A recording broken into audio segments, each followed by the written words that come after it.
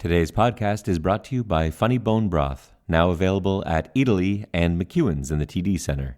Or you can visit them at funnybonebroth.com. In a world where it seems totally normal to listen to a podcast about the Toronto Argonauts, it's the X's and Argos podcast. Welcome to the X's and Argos podcast. Ben Grant along with JB. A lot of things to talk about in Argo land this week. We had an interview that Mike Hogan did with Coach Mike Davis, the D-line coach, and that gave us a little bit of insight into, I think, at least what Coach Davis has in mind heading into camp, heading into the season. Obviously, that's going to change a little bit. And there was some really exciting news as well about Chris Ackie coming out of 3 Down Nation, and we'll talk about that a little bit later in the show. Plus, JB, you wrote an outstanding article on xsandargos.com about statues at BMO, and I want to get into that as we talk a little bit about how the Argos can make BMO Field feel a little bit more like a permanent home. So let's start off with some of those things from Coach Davis, and maybe we can turn on our Coach Speak translators and try and figure out exactly what Coach Davis is thinking, at least coming into camp, knowing, of course, that things are going to change. But in his head right now, let's see if we can try and figure out who he's got where and, who he thinks is maybe a bit more of a long shot. Yeah, I think that the defensive line breakdown from Hoagie's interview article is very similar to the offensive line breakdown in that they're throwing a lot of pieces at the wall, that there are, there's a lot of potential, and they've got some American lottery tickets and some former NFL guys and some guys that have a lot of talent but are very raw. But there isn't really a starting group. So it's both exciting and worrying. He even says on a few occasions, like when he's talking about Craig Rowe, he says, Craig Rowe hasn't traditionally been an every down defensive end, but he could be. But if he's not, that's okay too. And that's sort of the way he's looking at a lot of these guys, saying, well, we're taking guys that really haven't been every down starters, guys that are new, guys that haven't played in the league before, or guys that have played in the league but have been used very situationally. And, he's got this big, room full of guys, and like you said, we got to see what sticks. But the exciting thing is there is talent here. Every single one of these guys has at least one thing that you're excited about that they do well. The trick is going to be kind of finding that combination and getting them out on the field, I guess.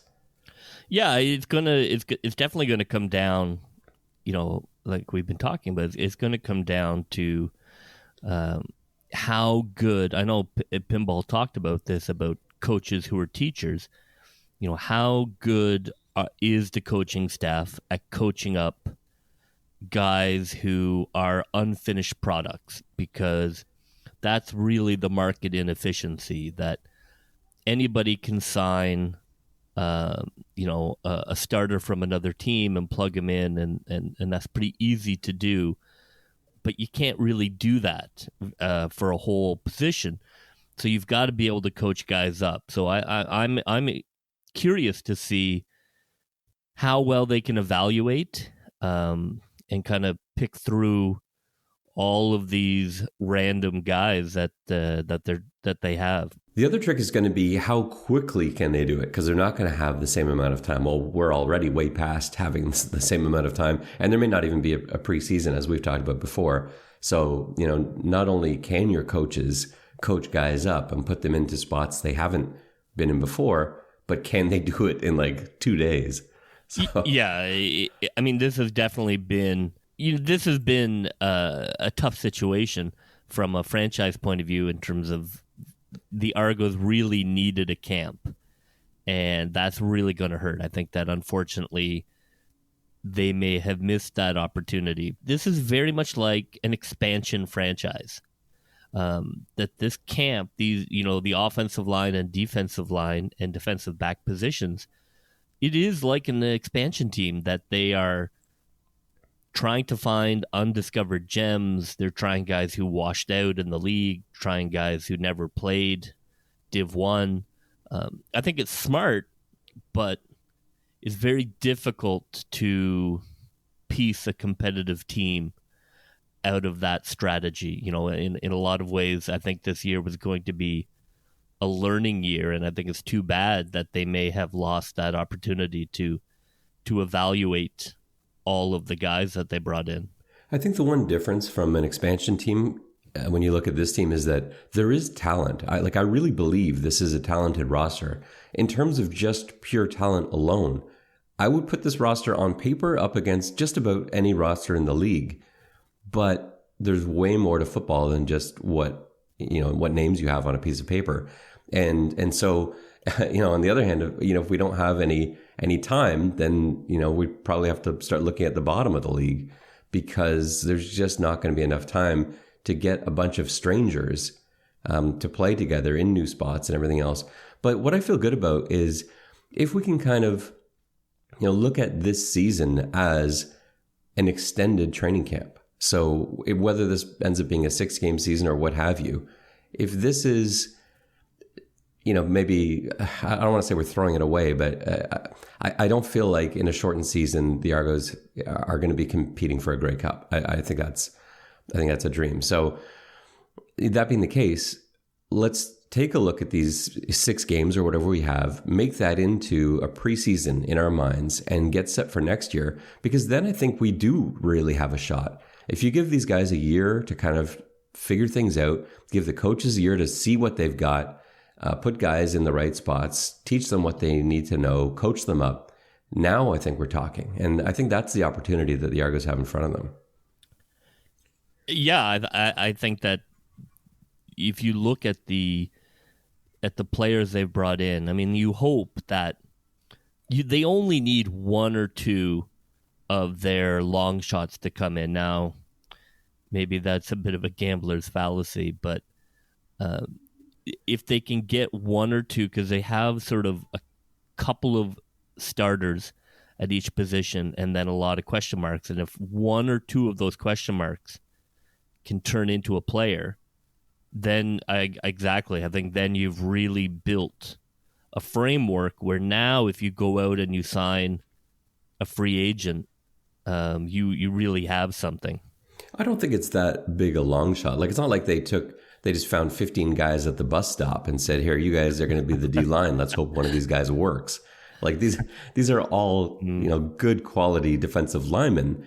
They're just either playing out of position in a different league or, maybe being asked to play every down when they haven't previously, stuff like that. Why don't we take a look at some of the guys that the coach highlighted specifically of interest on the D-line. And I think for me, everything centers around what we get out of Earl O'Kine. Because Coach Davis, when he was talking about O'Kine, came right out and said, it depends which O'Kine shows up. If he's the motivated O'Kine that he's seen before, who's an absolute machine, then clearly he's, that's an every down player. And now we got to reshuffle the entire defensive line based on that. But he said, and I think there's a real warning in here. He said, however, if he shows up and he's not motivated or he's out of shape, then he's going to end up going back to Florida very quickly. And to me, when a coach says that, I think he's expecting to find a less than motivated O'Kine. I think he's hoping. I think we all are hoping, but I don't think he expects O'Kine to actually come in and be a difference maker on the defensive line. If he does, amazing. That's our wild card. But I think we kind of have to go ahead without really counting on him to be in those spots. So he seems to have 2 guys that he's absolutely sure of. He loves Nevis. Drake Nevis, he probably has, playing the one tech, and he probably is going to have Davis lined up right beside him, Ryan Davis at defensive end, and that side of the line should be pretty solid. on the to the boundary side of the field. And the other side is a little bit, we've got some more question marks. The other defensive tackle spot, he clearly likes Fabian Foote and Justin Thomas, and Thomas specifically at D tackle. I know he got moved around a lot last year. He played a lot of end. I think he even played some linebacker, and I think his best spot is at that tackle spot. And so between Fabian Foote and Justin Thomas, that's sort of the other D tackle, the 3-tech. And then in terms of the other defensive end, we're looking maybe situationally at a combination of Craig Rowe and Alex Bazzi. You have Rowe in there, maybe on first down, and maybe he's not necessarily a run stopping specialist by any means, but Bazzi is a pass rushing specialist. I don't really want Bazzi on the field stopping the run. I don't think that suits his strength. But between those two guys, I think you've got a really good defensive end, and you just kind of have to work out who plays when. So I think that's, just from the sounds of things, that's what Coach Davis is thinking when he looks at these guys coming into camp. Yeah, he seems really excited. I mean, you in terms of translating coach speech, he didn't really sort of send anybody under. I think he's really curious about the talent. I think that they have guys that have great measurables, but if it were that easy, everybody would do it. There's a reason that guys play in the league for years, and some guys don't play in the league and are available. So I think that it's important. I'm glad he's enthusiastic, but at the end of the day, most of his line doesn't have any significant CFL time. And, that's tough. I mean, that's not easy to do, to break into the league and to play against professional linemen. There's a reason guys have talent, but not playing time, so I'm excited about the measurables, but it's a big job in front of him, I think, as a defensive line coach to try and figure out who here has a chance to stick in the league. I was I was getting a little excited by him being excited by some of the small school guys. He was talking about Ahioma, for example. He's also excited about Prince Inabu, who I'm really excited about as well, a guy that really didn't have a shot anywhere else because he was a tight end for most of his career, and now suddenly he's a defensive end, and he's really only had one season of defensive end time, and that was 2 years ago. So, in terms of a lottery ticket, that is a lottery ticket. But when you watch his film at pace, man, he's exciting in terms of the athletics. His side to side is incredible for a guy of that size. His explosion is crazy. So, that's a guy that we can be excited about. And he kind of, he seemed really excited about our draft picks too, like Sama Champong. He loves that first step, and we've talked about that pretty extensively. And, he's a guy that who knows, let's see what he looks like coming into camp. I'm sure he's going to have put on some good weight. And, with that explosiveness, he could be a contributor as well. We've got a ton of guys here that are those lottery tickets. And like you said, we don't need every one of them to hit. But with those 4 or 5 guys he's got in mind as starters, if you can get 1 or 2 more to hit, then, now we're talking. I still don't think it's, I still think it's a lot to ask for this season, but I am excited. I don't look at this group and say, man, we've got nothing here. I'm really excited about this defensive line. I just have no idea what it's going to look like other than, what we've highlighted so far. Yeah, it'll be interesting to see. I don't know what Davis prefers. I mean, when you look at this talent, it feels like a NASCAR pass rush, that's what it seems to lean towards, this idea of okay, basically we might not be great against the run, or that might not be a strength, but we have a lot of long athletic guys, and, we're just going to come for the quarterback. And I'm okay with that too. I think that'll be important in terms of matching the scheme to what he has here, because it certainly feels like he has more pass rush talent than sort of edge setting, run stopping professional defensive lineman. If you haven't had a chance to read the article, you do have to check it out. It's on argonauts.ca by Mike Hogan. And if you're an Argos fan, you should be reading all of Hoagie's stuff. We've said that before. He has the scoop that no one else has because he's in the organization. So I find that he is always able to provide us with material from which we can mine some really good inside information. And so, if you haven't checked it out, it's on argonauts.ca.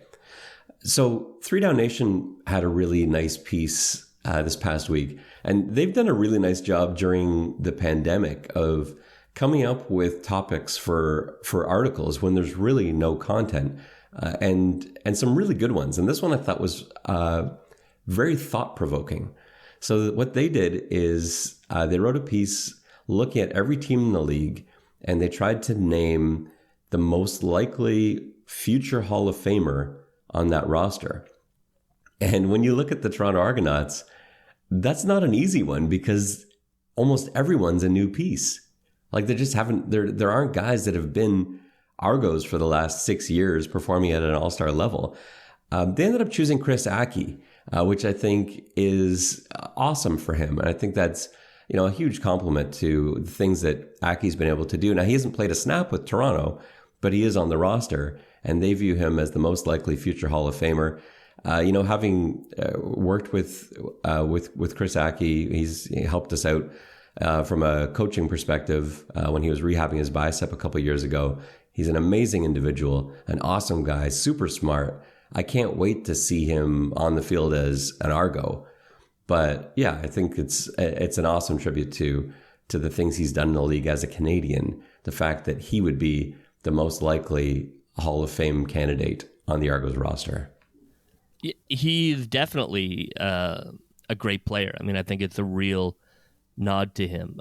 I didn't initially sort of think of him as a Hall of Fame player, but when you look at his career and what he's done as a Canadian and how he's been able to make an impact on defense, which is not a place that Canadians often make impacts in the CFL, I think that he's really been a solid professional, and that's an accomplishment that deserves to be recognized. And I think he's going to be an important part, along with Bear and even Rowe probably, in terms of being the coach's eyes on the field and kind of bringing some structure to a team that has a lot of new guys. And even though he is one of the new guys, he's been a pro long enough to I think to keep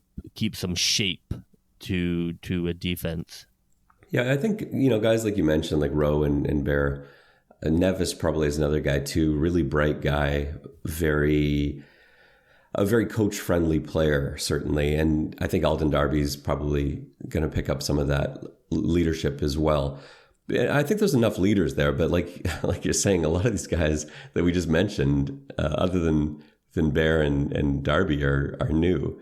So, that doesn't necessarily, that's not a normal situation. And when you look at, I guess, the dark side of that 3 Down Nation article is that there aren't a lot of guys jumping off the page on this Argos roster where you say, well, he's an obvious Hall of Famer. He's an obvious Hall of Famer. Can you come up with anybody that isn't Ackie that is going to go on that list? And there might be a bunch of guys that, down the road, 5 years from now, we're saying, oh yeah, this guy's going to be a future Hall of Famer, but they just haven't, there's not enough guys that have put in the time. And, that's a little worrying because when you look at every other team in the league, there seemed like a really obvious, 1, 2, or 3 guys where you say, oh, that makes sense. That makes sense.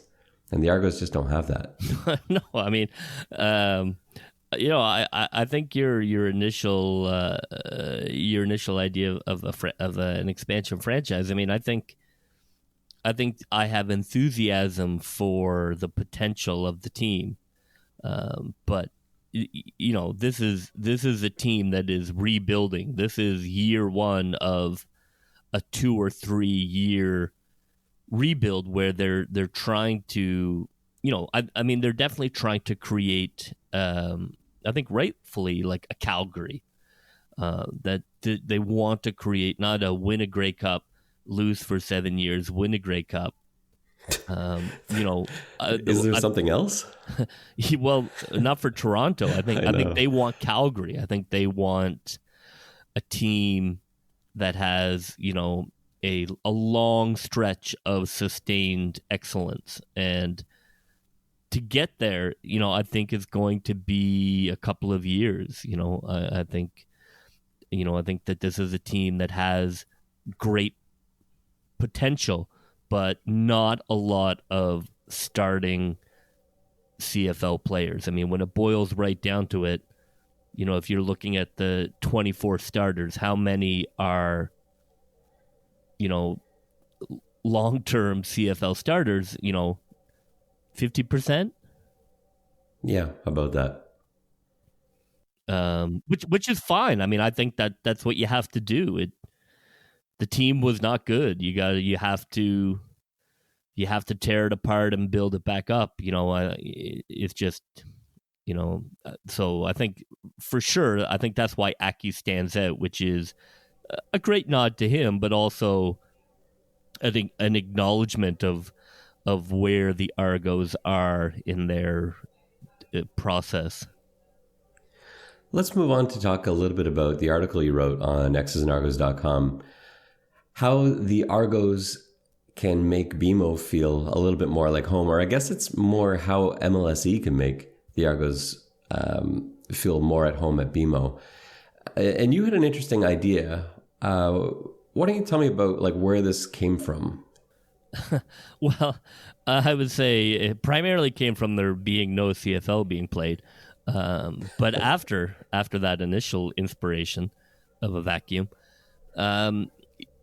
BMO is a fantastic venue. If anybody, I think most people listening will have been to BMO. It's a terrific downtown, perfect size stadium for the football team. But the reality is that it's a soccer stadium right now, and that the Argos are very much a second tier. They're not a roommate. They're somebody who asked if they could stay for a couple of weeks on the couch.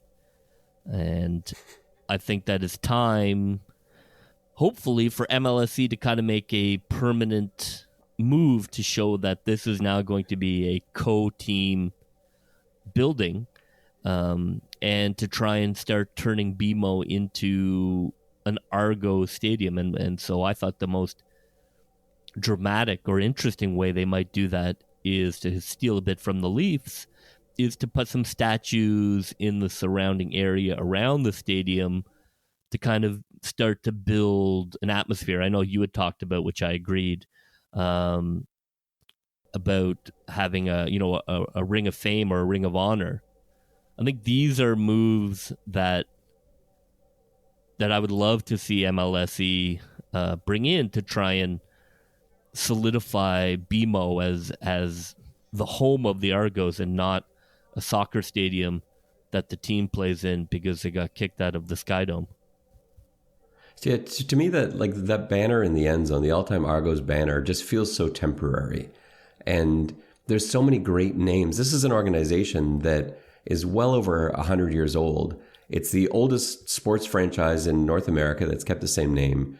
And to have such a temporary looking acknowledgement of these all-time Argos, I find really upsetting as an Argos fan. And, the Ring of Honor thing, I like the permanency of it, where you go into the stadium no matter what game is on, and you've got these names that are up around the stadium, not just banners that are unfurled before the game and, sort of blowing in the wind.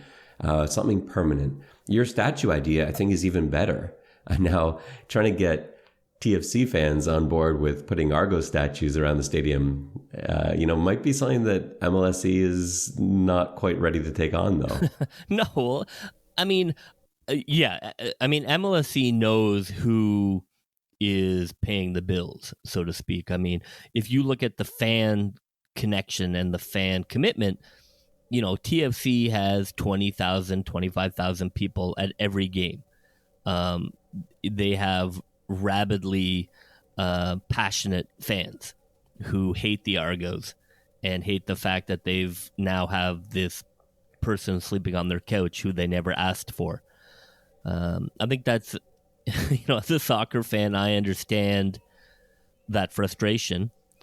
And, really, in a sense, it's up to Argos fans. It's kind of like a chicken egg thing, because how do you build a bigger football fan base if you don't create an environment that feels like a football home? That there is something more to this than just a team that's playing. Maybe that, I'm not saying statues bring more people in, but the more they kind of make the Argos part of BMO, I think the more people might engage with it. Maybe. I think so, for sure. Like, you take photos next to, like, if you've ever been to any other team that you support, if you've been to their stadium and there have been statues, you've taken pictures next to them.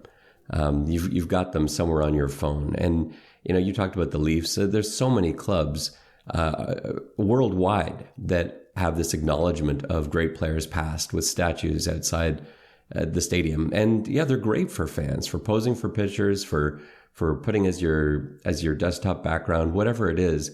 And that does help. I think that helps the overall fan experience, and I think it helps grow the game, grow the team support as well. So I think those are positive things. But like, how many statues can you have? Like, those Mount Rushmore conversations are really tough, because you're talking just about a few guys, and we're talking about just years and years of history. So, like, how did you narrow it down? How did you decide, okay, well, 15 statues is too many, one is too few? Where do you settle in? I went with 4. I thought 4 was a kind of a nice round number. But you cheated a little bit, because some of your statues have 2 people in them. Yeah, right.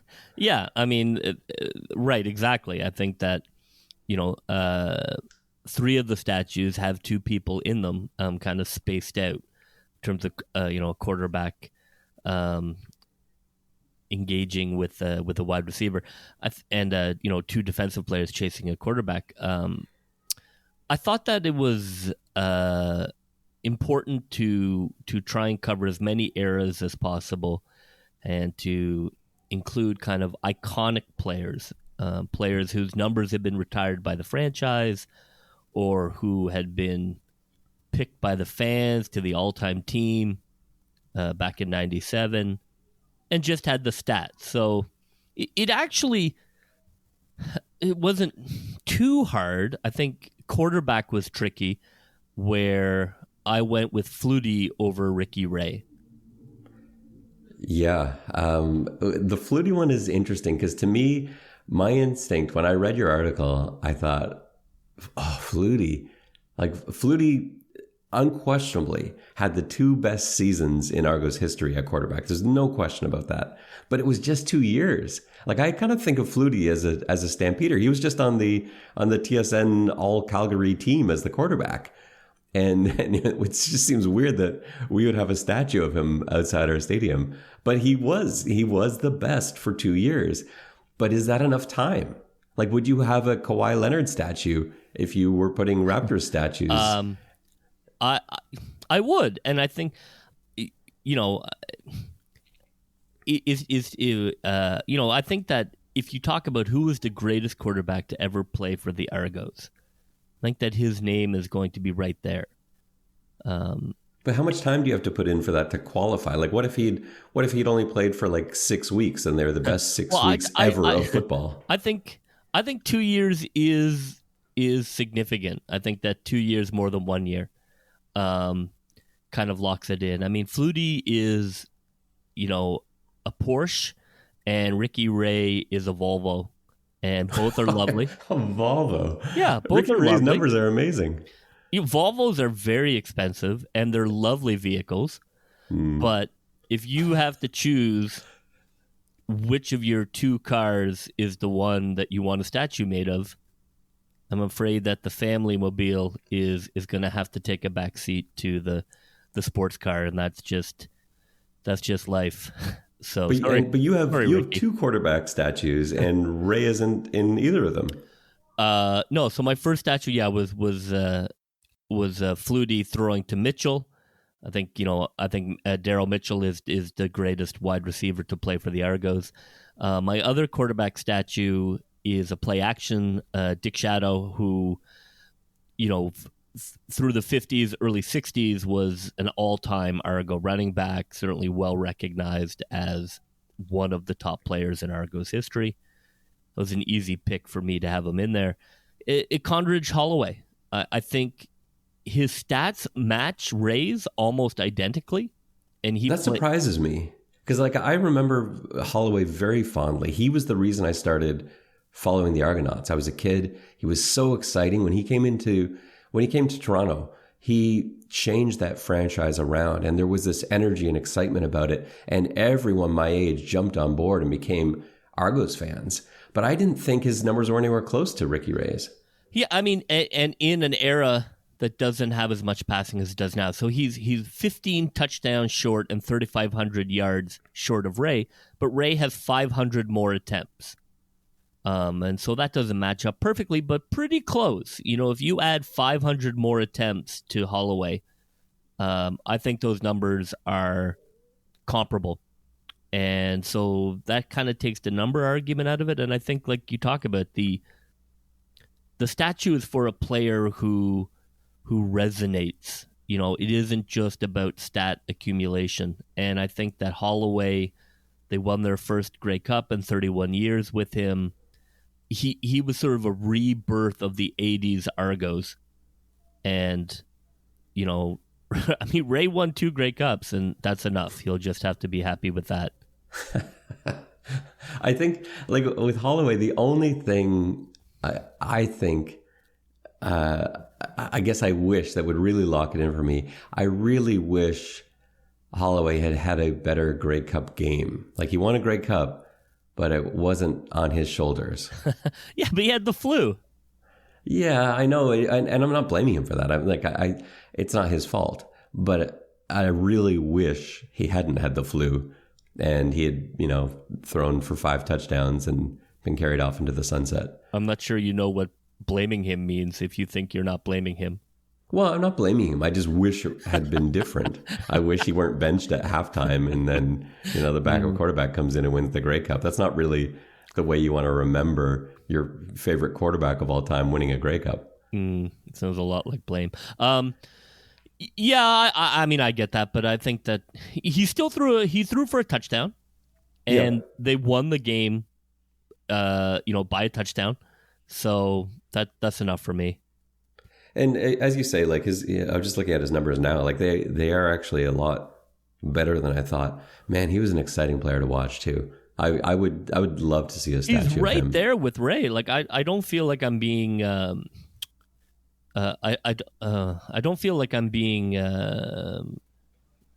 Just sort of self-congratulatory or sort of fudging things for the purpose of my argument. I think he really is right there with Ray when it comes to statistics. I was actually surprised how close he was. I thought for sure Ray in this era would be way past him, but just not the case. And I think there's also something really nice. I love the fact, and this is such a CFL thing, I love the fact that he's an African-American quarterback who wasn't given a shot in the NFL because he's black. He wasn't given a shot to play quarterback. They wanted him to play DB, I think. And the CFL welcomed him and said, well, you can play quarterback here. And I think that, that makes having a statue of him even more sweet. Yeah, exactly. That there's more than just statistics. It's the impact of the player. I have pinball, obviously. He would be one who probably would not want a statue of himself. He'd be the only one in the entire country that doesn't think he deserves a statue, but everyone else in the country, that's the only statue you're not going to get any argument from anyone about. No, except pinball. Yeah. No one's going to say, no, Exactly. you can't have a pinball statue. And then the last one was defensively. I had Mike O'Shea and Rodney Harding chasing down an imaginary quarterback. I know that wasn't really O'Shea's game per se, but I'd like to reclaim him before Winnipeg puts him in bronze as their all-time favorite coach. He would have been. He would have been our coach. He would have been the Argos coach had they not won a Grey Cup. I feel that too, for sure. And then, and then the wheels totally fell off immediately after that Grey Cup, and that was bad timing. And it wasn't really surprising. Like, that's the thing. Like, we really shouldn't have won that Grey Cup. No, the staff should have been replaced, and O'Shea was right there to be brought in as the next head coach. But we, end up going on this amazing roll, win the Grey Cup, and now you can't fire the staff after you win a Grey Cup. So, then O'Shea, it needed O'Shea a leaves. Maasai. It needed a Maasai level of firing the coach of the year. That level of like, I know we won a Grey Cup, but this is not the coach to lead us for the next 10 years, and I want my guy in there before I lose him to another franchise. That would take a lot of guts. Yeah, that just was not how the Argos rolled back then. Talk to me just a bit about your Daryl Mitchell statue, because we didn't really talk too much about that. You've got Flutie throwing to Mitchell. No other receivers in that conversation, because there's a lot of other, you think of Mazzotti obviously is one of my favorites. Mazzotti was on the all-time team they voted for in 97. I thought about Mazzotti, but come on. Look, Mazzotti was all Argos for his career. He was great. Played a long time, but, no. It was Daryl Mitchell and DK Smith 1-2, and then Mazzotti 3. And then I love people love him for a statue. And look, no, I'm not putting him in a statue. It's Mitchell. Mitchell is a Hall of Famer. He's the all-time leader for touchdowns, receiving yards. He was spectacular. And he's kind of forgotten in a lot of ways, that I think that his name doesn't ring out in the league when you talk about all-time receivers. And, I think he's deserving of some recognition from the franchise.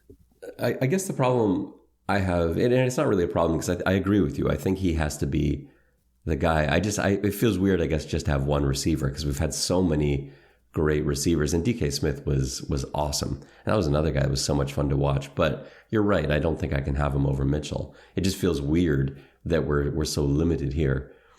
Especially when you have quarterbacks and linebackers all over your statue garden. Well, the quarterback is the most important position in football. So they get two.